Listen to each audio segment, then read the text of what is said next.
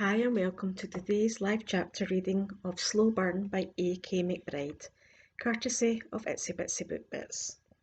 Chapter 1. Maddie. Is he naked? Oh, please tell me he's naked. Even though there was no way for her to see it, I rolled my eyes and pressed the phone closer to my ear.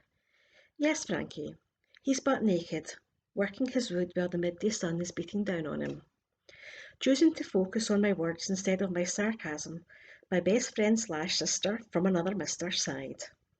Her voice all dreamy when she spoke. Now that's what I'm talking about. Is he being rough? I like it when they're all caveman. She didn't even give me time to answer before she fired off another round of questions. Is he ripped? Does he have huge bulging muscles that make you want to hang on for days and days? Frankie, I said into the phone. From my second-floor bedroom window, I had the perfect view of the man dominating our conversation, the one I couldn't take my eyes off. You need help, the professional kind. She barked out a laugh, and I could easily imagine her flicking her inky hair over her shoulder. You can always send your hot neighbour over. I bet he'll be real helpful. Groaning, I shook my head, even though she couldn't see me. I never said he was hot. Hell, I don't even know if he is. I've only seen the back of him. But if the way his ass was filling out those well-worn jeans was anything to go by, the view would most definitely not be bad. Before you ask again, I asked quickly, he's not in his birthday suit. Ah, boo, she whined, and I could only smile. After Frankie caught her boyfriend of almost 5 years with his finger in someone else's cookie jar, she'd completely sworn off men. But that didn't stop her from ogling anything with a stick dangling between its legs. Looking has never been a crime, she always said. Good thing too, because I sure as hell done a lot of looking since my mysterious neighbour had ventured out of his house for the first time since he'd moved in 3 weeks ago. Even that had been odd. I'd gone to bed with the house next to me still vacant, and had woken up just in time to see a U-Haul truck pull away. Ever since then, I've been loitering near the windows, hoping to catch a glimpse of the person or family who'd be interested in the rundown house next door. Oh my goodness, are you even listening? Frankie's annoyed voice filtered through the phone. Nope, what were you saying? I tore my eyes away from the man furiously sawing thick wooden panels to give my Chinese crested dog Sheldon a stern look. He was dancing around on his hind legs, begging me to pick him up. With a sharp jerk of my head, I mouthed the word no. Of course he didn't care and chose to scratch my leg instead. Puffing out a breath, I bent down to scoop the little asshole up and was immediately rewarded with a pink tongue attacking my face. When Sheldon had dealt out enough kisses, he swiveled his head through towards the window and pressed his wet nose against the glass. Guess I wasn't the only one who wanted to spy. Introduce yourself. I only caught the tail end of Frankie's sentence, but felt too bad to ask her to repeat herself again. Taking a shot in the dark, I asked, You think I should? Well, you're neighbours, right? It's a neighbourly thing to do. Her tone warned me there was more to come. Sure enough, a second later she sweetly added, Plus then you'll know what he looks like, and then I'll know if I'm bringing my lawn chair and a picture of margaritas. My mouth was half opened when mystery man next door pulled the baseball cap off his head and dragged his hand over his short light brown hair. Something caught my eye. Squinting, I leaned closer to get a better look, knocking my forehead against the glass in the process. Ouch! Oh, he has a tattoo. Rubbing my forehead, I kept my eyes locked on the ink covering his arm. He does? Frankie sounded just as excited as I felt. Our taste in men might have been vastly different, but both of us agreed that tattoos instantly took a guy from a 7 to a 9, especially a full sleeve. Tell me more, she cooed in my ear. I can't see from up here. I narrowed my eyes even more, as if by some miracle that would magnify whatever I was looking at, but I'm pretty sure it's covering his entire arm. Madison Taylor Young, you have to go down there and introduce yourself immediately. As if understanding every word Frankie had just uttered, Sheldon his tiny paws against the window and scratched furiously. You two are horrible, I muttered. My eyes were still stuck on Mr. Tattoo. His cap was back on his head, and he was manhandling a piece of wood as if it had offended him. Tugging my lip between my teeth, I mused. Nothing wrong with a friendly introduction. Nothing at all, Frankie agreed. Okay, fine, you convinced me. I'm going. Not that I needed coaxing in any way, shape, or form. My neighbour was way too intriguing. I set Sheldon down, and after giving myself a quick once over in the mirror, I bounced down the stairs. Call you later. You better. When the other end went dead, I set my phone down on the thin table next to the sliding doors that led to my backyard and stepped outside. One long drag of salty air to my lungs had the smile on my face growing wider. Closing my eyes, I took in the soothing sound of the waves crashing and revelled in the soft breeze blowing over my face.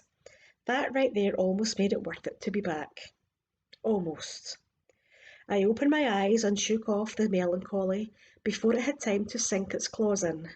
Now was not the time for it. Not when I had more pressing matters to attend to, like getting acquainted with my hot-ass tattooed neighbour. My approach to the little wooden fence that separated our yards was deliberately slow, and I wasn't sure why.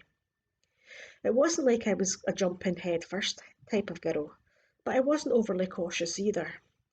And yet I felt an odd nervousness in the bones the closer I got.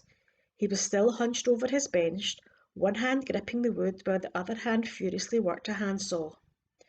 Now that only a few feet separated us, I saw he was taller and broader, and his entire right arm was covered in ink. Well, the parts peeking out from under his t-shirt sleeve. I had to swallow down a little sigh as I took in his big shoulders, narrow waist, and absolutely perfect butt. Wow. It took me a few seconds to realise that had he turned round right then, I probably looked like a creeper. Clearing my throat, I spoke loud and clear. Hi, I'm not interested. What? Taking a step forward, I rested my arms on the fence.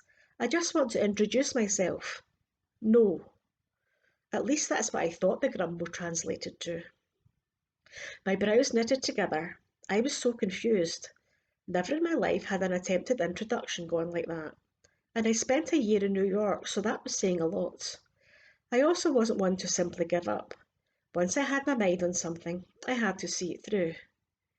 You're not interested in making a friend? I tried again, using the sweetest tone I could. The big man on the other side shifted, keeping his left side completely out of my view. He was still looking down, but I could see a glimpse of a sharp jaw peppered with a few days' growth. No. This time I heard him loud and clear. I also happened to notice that if he wasn't being such a grumpy ass, his voice might have sounded sexy. It was deep and gravelly, the kind that could have goosebumps littering your body with just one word. Licking my lips, I took another approach. Okay, how about a friendly neighbour? Surely you don't have a problem with that. He let out an audible sigh. Dropping his chin to his chest, he greeted out, Do your ears not work, woman? Not interested. The tool in his hand fell onto the bench with a loud thud before he turned and stomped into his house. Completely stunned, all I could do was stare at the door he'd just slammed shut.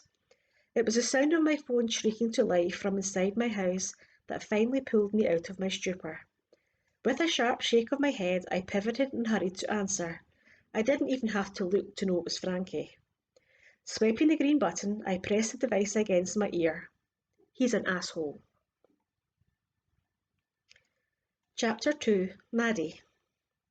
I held my hand above my eyes and squinted at the bright rays smacking me in the face. As much as I would have liked to complain, it wasn't the sun's fault it was so damn bright. Nope, thanks to Frankie's margarita concoction yesterday, I was feeling the slightest bit fragile. She'd arrived on my doorstep 15 minutes after I'd informed her of my neighbour's wonderful personality. Because it wasn't in Frankie's nature to show up empty-handed, she'd waltzed into my kitchen with lunch, dessert, and drinks. Lots and lots of drinks.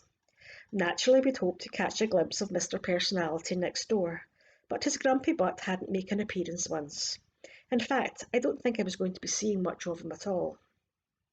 He'd made that perfectly clear when he stalked back into his house when I returned from the beach earlier this morning. I hadn't even had a chance to lift my arm to wave before the shadowy figure pushed off his chair and disappeared. From the tiny bit I could make out, I spotted my sister Jenna heading towards our parents' hardware store.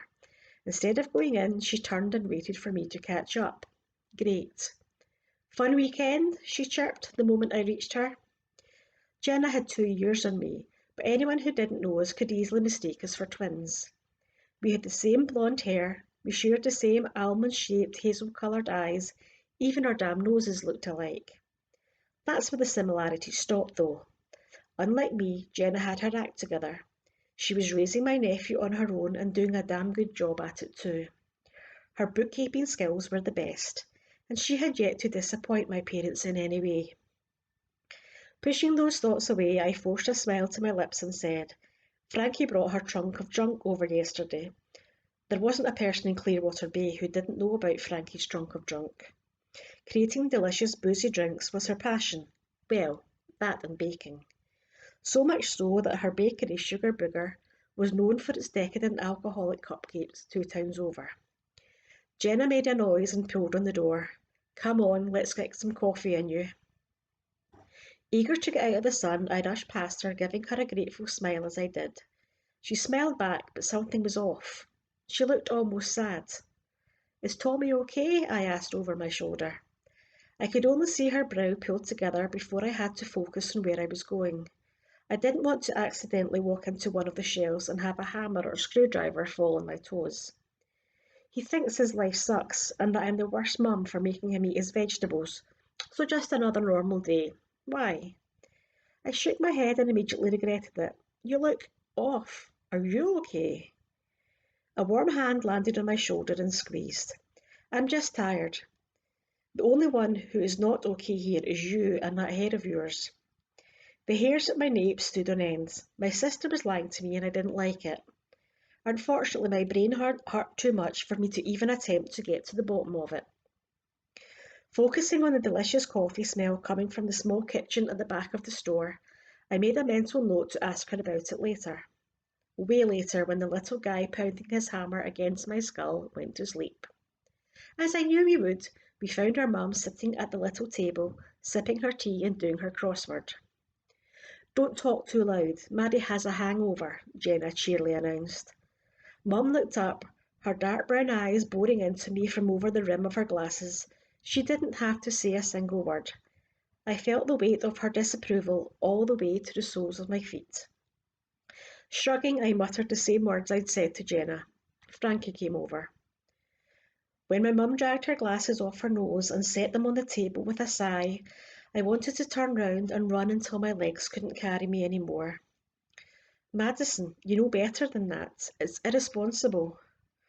Working my jaw, I thought of the view from my backyard, of how I got to dance my heart out on that beach every single morning without judgment. I thought long and hard about that before I answered my mother, because if I didn't, no one would have liked the words that wanted out. It won't affect my work. Turning my gaze to my sister, who was looking like she regretted opening her mouth, I said, I won't be needing that coffee. Without another word, I hurried to the front of the store and took my place behind the counter. A few minutes later, my sister pushed a steaming mug of caffeine in front of me and simply said, sorry, before she stalked off to her office to make sure Dad's books were in shape. Fun times. The morning dragged on and my mood simply went from bad to worse. I needed a distraction from the mess that was my life. Staring out of the window at our picturesque little town, an image of Mr. Personality and his very fine ass popped into my head. Needing the escape, I gave my imagination free rein. I thought back to his ink-covered sculpted arm and big manly hands. They had to be big if he could hold the wood in place so effortlessly. I bet his hands were rough and would probably have goosebumps popping all over as it scraped along my skin, or when it fisted my hair, or, oh good heavens, here I was daydreaming about a man I hadn't even seen yet, a very unpleasant man. Was that what my life had come to? Working in my dad's hardware store because I couldn't cut it in New York, and fantasizing about a faceless man because the only action I got was from a battery-operated device that lived in my bedside drawer. I couldn't decide whether to be embarrassed or just sad.